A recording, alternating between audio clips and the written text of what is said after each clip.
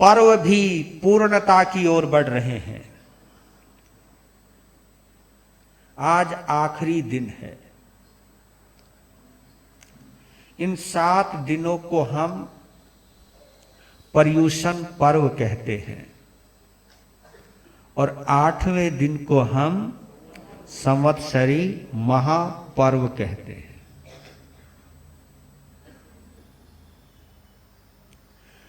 कल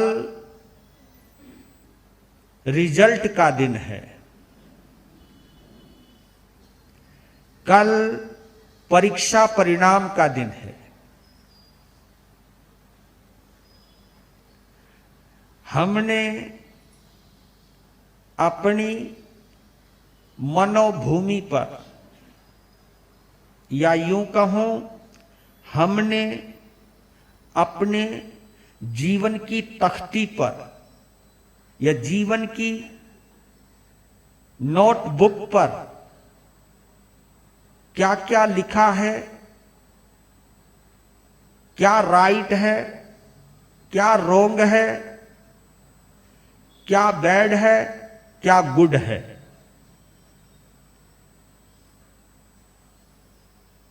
और देखिए, एग्जामिनर जो है वो हमारी कर्म सत्ता है।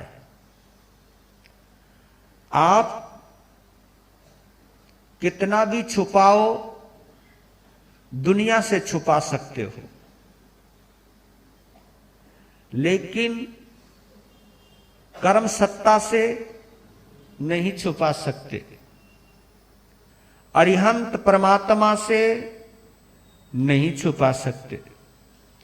अगर हम अरिहंत के उपासक हैं, अरिहंत यानी सर्वज्ञ, सर्वज्ञ यानी सर्वदर्शी, दोनों को जोड़े तो क्या बना? सब कुछ जानने वाला और सब कुछ देखने वाला। जो सब कुछ जानता है उसको हम सर्वज्ञ कहते हैं। जो सब कुछ देखता है उसको हम सर्वदर्शी कहते हैं। सर्वदर्शी, सब कुछ देखने वाला। अब उससे हम कुछ भी छुपा नहीं सकते हैं। और आपके अंदर भी आपकी चेतना बैठी हुई है।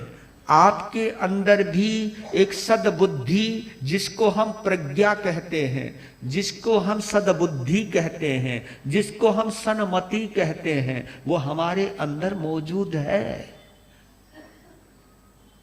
हम कहां पर रोंग हैं, कहां पर गलत हैं, कहां पर सही हैं, और कोई जाने ना जाने, आप तो जानते हो। ये तो तुम बात बात में बोलते हो ना, या तो मैं जानता हूं या मेरा परमात्मा जानता है, या मैं जानता हूं या मेरा परमात्मा जानता है। यानी परमात्मा के बाद अगर कोई जानता है तो वो आप तो जानते हो। ये तो आपको पता है ना कि ये मैं काम ऊपर से कर रहा हूं या अंदर से कर रहा हूं। मैं धर्म ध्यान दिल से कर रहा हूं या ऊपर से कर रहा हूं, ये तो तुम्हें पता होगा ना। मैं अपने आप को चमकाने के लिए या अपने आप को संवारने के लिए कर रहा हूं या दूसरों को दिखाने के लिए कर रहा हूं, ये तो तुम्हें पता ही होगा ना। इससे तो कोई भी गुरेज नहीं है इस बात से, ये तो आपको पता ही है।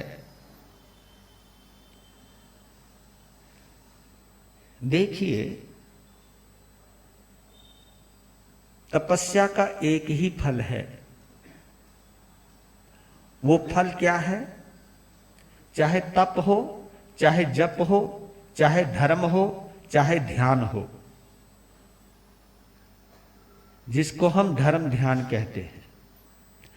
जप, तप, सामायिक संवर, पोषद उपवास,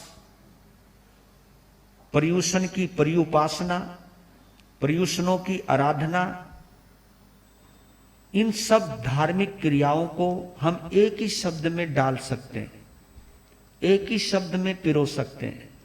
वो कौन सा शब्द है? बोलो ना। वो शब्द है धर्म ध्यान। कमाल है ना, एक बात में सारी बात समा गई। ये जो भी शास्त्र श्रवण है, पठन है, पाठन है, सामायिक संबर है, पोषद उपवास है, दान है, त्याग है, तपस्या है, कुछ भी है, ये सब एक ही शब्द में आ जाते हैं। वो शब्द क्या है? धर्म ध्यान। धर्म ध्यान एक पवित्र आध्यात्मिक आत्मिक संवेदना है।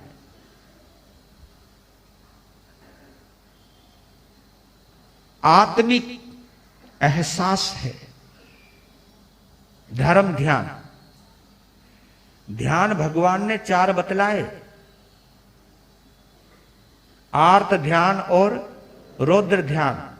अगर आपको पता ही है, वो तो तुम्हें मालूम ही है, और तुम्हें पता होते हुए भी पता नहीं फिर क्यों गड़बड़ होती है। तुम्हें इतना तो पता है ना, आर्त ध्यान रौद्र ध्यान को अशुभ ध्यान कहा है, ये तो तुम्हें भी पता है। कौन सी कैटेगरी में रखा इसको हमने? अशुभ ध्यान। ध्यान तो इसको भी कहा है। देखो, ध्यान तो ये भी है। आदमी क्रोध में बहुत एकाग्र हो जाता है, हाँ? एकाग्र, उसे कुछ भी नजर नहीं आता। इसलिए बोलते कि an angry man open his mouth and shut his eyes. गौर करना, गुस्से में आए हुए व्यक्ति की सिचुएशन देखो, चेक करो, उसकी मत देखो अपनी, क्योंकि ऐसा तो है नहीं कि दूसरा ही गुस्सा कर रहा तुम बड़े शांत बैठे हुए हो। गुस्सा तो आपको भी आ रहा है, और अपनी सिचुएशन आप जानते हो कि क्रोध की अवस्था में मेरी मनस्थिति किस प्रकार की होती है। एन एंग्री मैन, एक क्रोधी व्यक्ति की स्थिति, सिचुएशन क्या शब्दों में परिभाषित करिए उस अंग्रेज दार्शनिक ने। एन एंग्री मैन, एक क्रोधी व्यक्ति, open his mouth and shut his eyes. एक क्रोधी व्यक्ति का मुंह खुल जाता है, आंखें बंद हो जाती हैं। इसका मतलब क्या है? मुंह में आए बोलता है, मुंह में आए वो बोलता है। गुस्से में कंट्रोल कोई रहता है कि क्या बोलना है क्या नहीं बोलना है? कभी देखा, कभी तुम गुस्से में सोच समझ करके बोलते हो क्या? मैं ये बोल लूं ना बोल लूं, बोल लूं ना बोल लूं, सोचते हो क्या? पटाख, चाहे बम का गोला निकलो, चाहे सामने वाले का दिल छलनी छलनी हो जाए, क्योंकि मुंह खुल जाता है। एंड शट हिज आईज, और आंखें, हाँ आंखें बंद। क्योंकि आंखें किसका प्रतीक है? आंखें विवेक का प्रतीक है। वो भूल जाता है कि इसका क्या परिणाम निकलने वाला है। मैं जो कर रहा हूं, जो मैं कह रहा हूं, जो मैं बोल रहा हूं, इसके क्या परिणाम हो सकते हैं, उन परिणामों के बारे में वो नहीं जानता। अगर जान रहा होता तो फिर वो गलती।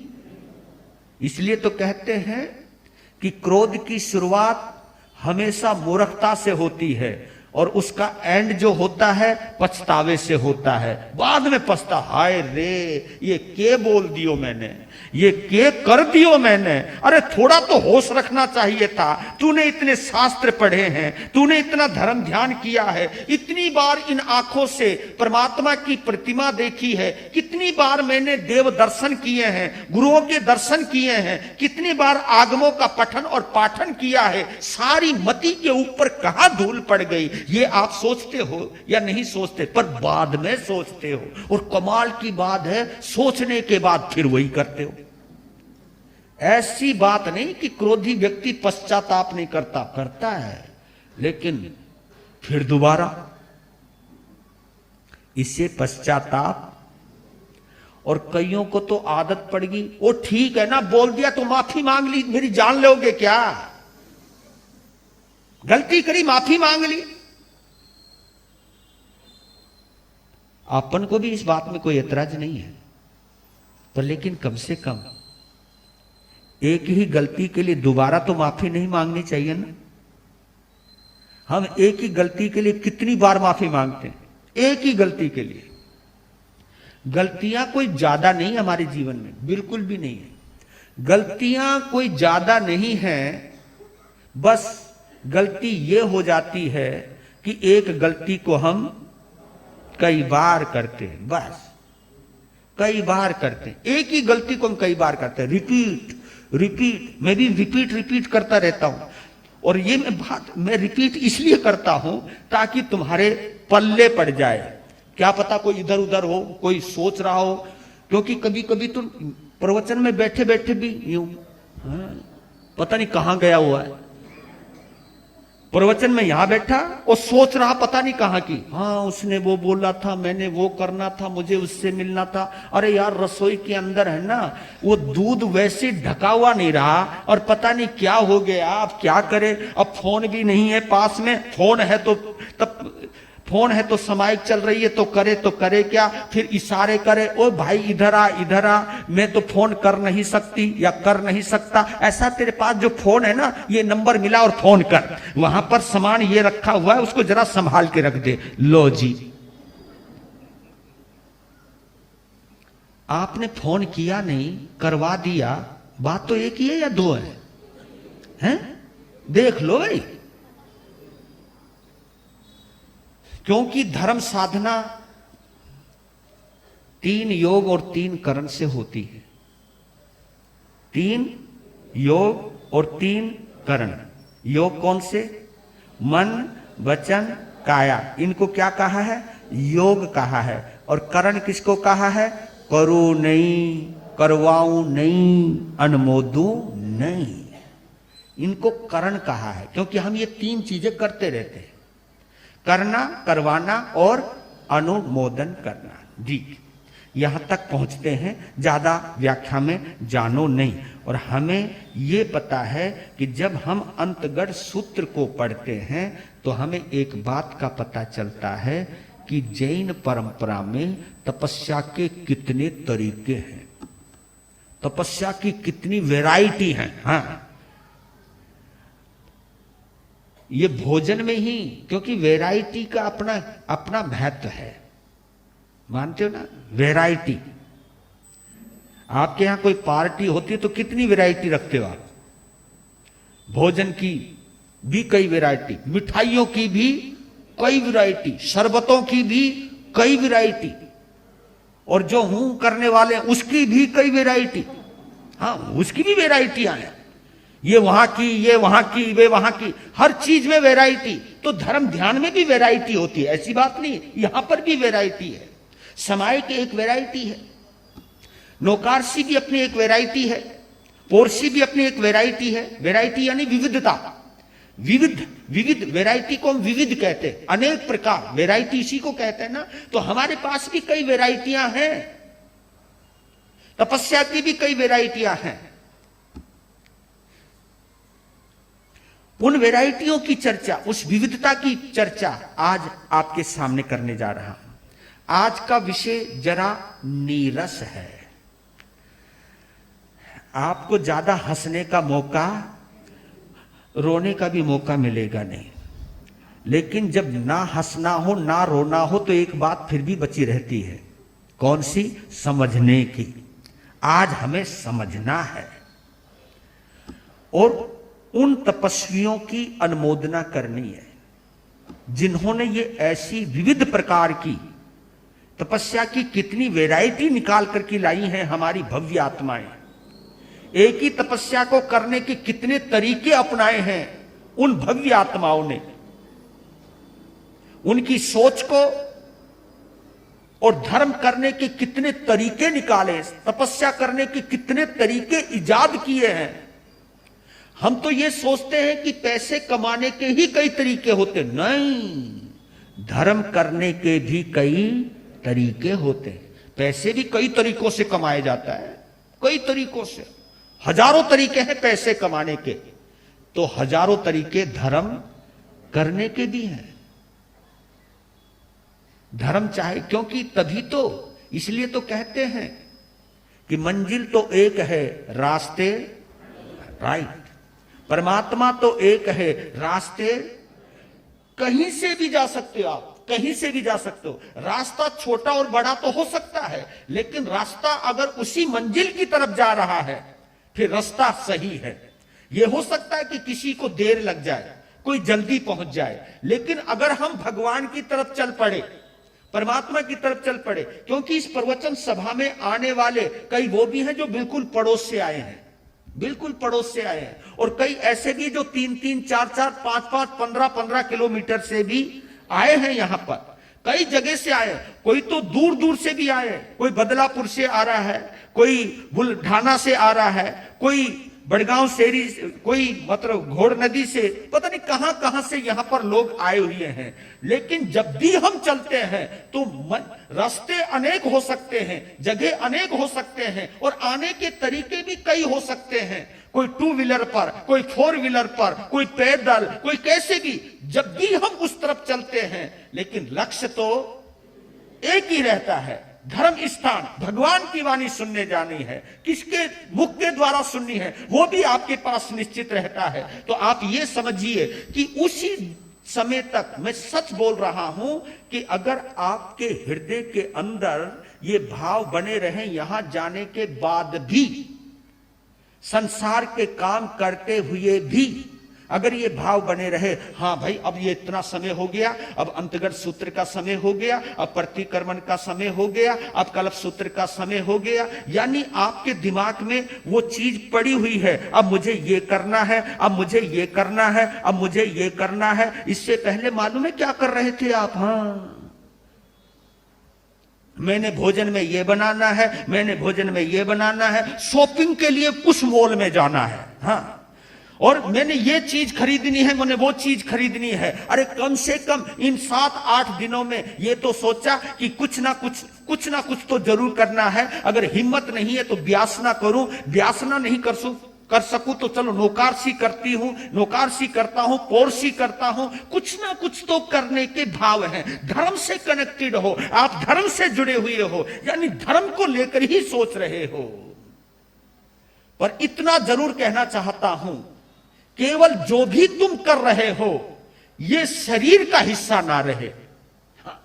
ये केवल, क्योंकि शरीर का अगर हिस्सा रहता है तो वो क्रिया बन जाती है, शरीर का हिस्सा रहता है तो वो क्रिया बन जाती है, मन का हिस्सा बनती ही वो संयम बन जाती है, वो संयम बन जाता है। क्योंकि मन में आ जाए तो संयम, शरीर से ही होता रहे तो वो क्रिया, क्योंकि हम शरीर से समाय कर रहे हैं लेकिन मन में अभी संभाव नहीं आया, तो ये क्रिया है, ये संयम नहीं है, ये धर्म ध्यान नहीं है। धर्म ध्यान अंदर से जुड़ा हुआ है, क्रिया से शरीर जुड़ा हुआ है। बस हमें इतना सोचना है, मेल बैठाना है, संतुलन बैठाना है कि मेरे शरीर की क्रिया में और मन के भाव में कोई तालमेल बैठा या नहीं बैठा। तालमेल है, तालमेल, तालमेल तो समझते हो ना आप?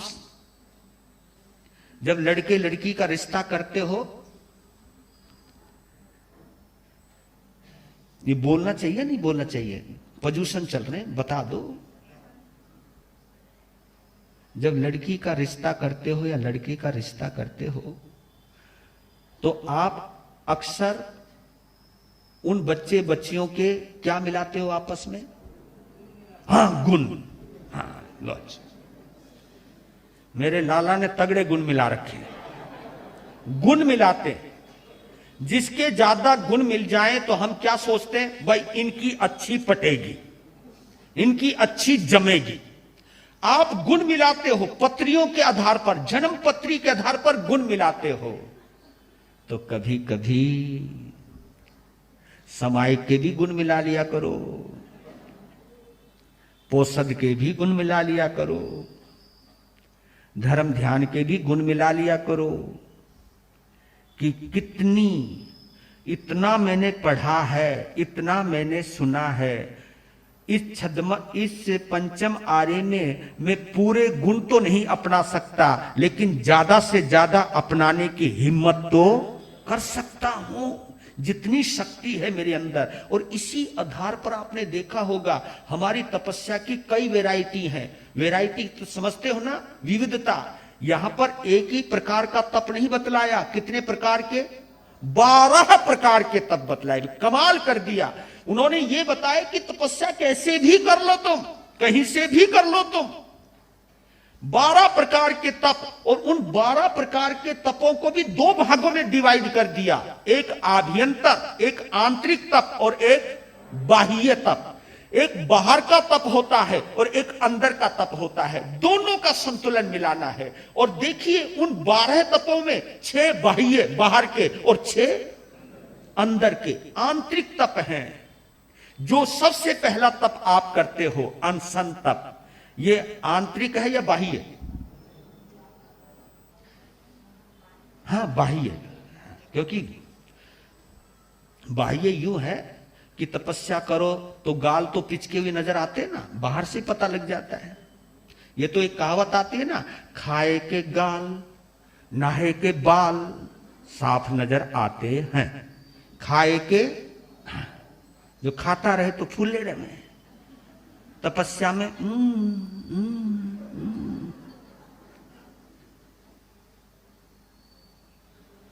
पर लेकिन मैं ये कहता हूं तपस्या में शरीर तो कमजोर हो ही जाता है, लेकिन ध्यान करना कि हमारे कर्म कमजोर हुए हैं या नहीं। कमजोर शरीर के साथ साथ किसको भी करना है? कर्मों को भी कमजोर करना है। और कर्म कमजोर होते हैं आंतरिक तप से। बाह्य तप से शरीर लगता है, आंतरिक तप से आत्मा लगती है। हृदय, उसमें स्वाध्याय है, सेवा है, ध्यान है, व्युत्सर्ग है, कायसर्ग है, ये सब आंतरिक तप में आते हैं। तो आप ये प्रायश्चित है, ये जितने भी तप हैं कहीं ना कहीं आत्मिक तपों में बने जाते हैं। इनका सुंदर संतुलन बनाने वाला पर्युषणों की आराधना करता है, धर्म ध्यान करता है। तो लीजिए विशेष व्याख्या में जा करके पहुंचता हूं। आर्य जंबू अनगार ने अपने धर्माचार्य जिन्होंने धर्म का आचरण करना सिखाया, धर्म का ज्ञान दिया, आत्मा की बातें की, धर्माचार्य गुरुदेव आर्य श्री सुधर्मा स्वामी भगवान से विनम्र निवेदन किया, हाथ जोड़ वंदन किया, फिर निवेदन किया, हे भगवान, धर्म की आदि करने वाले यावत मोक्ष को संप्राप्त, मोक्ष को गए हुए भगवान महावीर ने धर्म की आदि करने वाले, इस शब्द को भी समझ लो आप, क्योंकि हर तीर्थंकर तीर्थ की स्थापना करता है, वो तीर्थ की आदि कहलाती है। आदि यानी शुरुआत, वो धर्म की हर तीर्थंकर एक, जबकि 24 तीर्थंकर हैं। इस अवसर्पणी काल में पहले तीर्थंकर कौन हुए? भगवान आदिनाथ। वो इस युग में धर्म की आदि करने वाले, इसलिए उनको आदि भी कहते हैं। असी मसी कृषि का आदेश संदेश उपदेश देने वाले होने के कारण भी वो आदि कहलाते हैं। और इस जगत के पहले राजा बने इसलिए भी वो आदि कहलाते हैं। पहले ही मुनिराज बने इसलिए भी वो आदि कहलाते हैं। पहले ही दान करने वाले बने इसलिए ही वो आदि कहलाते हैं। पहले ही वो भिक्षु बने इसलिए वो आदि कहलाते हैं। यानी राजा भी बने, महाराजा भी बने, भोग की भी शुरुआत उन्होंने करी, क्योंकि भोग भूमि, भोग की भी शुरुआत उन्होंने करी और त्याग की भी शुरुआत उन्होंने की। उन्होंने पाने की भी शुरुआत करी और उन्होंने छोड़ने की भी शुरुआत करी है। उन्होंने दोनों कलाएं सिखाई इंसान को, कमाने की भी कला सिखाई, पाने की भी कला सिखाई, तो छोड़ने की भी कला सिखाई। संतुलन बनाया है उन्होंने कि केवल पाना ही पाना नहीं, छोड़ने की भी कला सीखो। त्यक्तेन भुंजिता, ये ध्यान रखो, ये संदेश दिया है। और ये याद रख लेना आप, मैं आपसे पूछूं, धर्म का जो संबंध है, आपने कभी गौर किया?